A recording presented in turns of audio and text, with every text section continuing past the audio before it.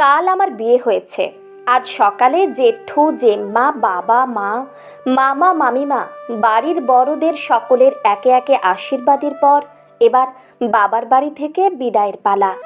এতদিনের চেনা ঘর, ছাদ বাগান, উঠোন এসবের মায়া কাটিয়ে যাওয়া বড্ড কঠিন। তবুও যেতে তো হবেই। কষ্ট হচ্ছে, বুকের মধ্যে ফাঁকা ফাঁকা ভাব, কি যেন রেখে যাচ্ছি মনে হয়। বোধহয় কলিজাটাই রেখে চলে যাচ্ছি। মায়ের ঋণ কখনো শোধ করা যায় না, তাই কনকাঞ্জলি আমি দেব না। এ কথা বলে গাড়িতে ওঠার পর নিজেকে আর সামলাতে পারলাম না। বাবার হাত দুটো ধরে হাউমাউ করে কেঁদে উঠলাম। তাই দেখে সুফিয়া আমাকে তাড়াতাড়ি জড়িয়ে ধরে বলল, আরে শ্রী, করছিস কি? এইভাবে তুই যদি কান্নাকাটি করে দুর্বল হয়ে যাস, কাকু কাকিমা তো বিছানায় পড়ে যাবে রে।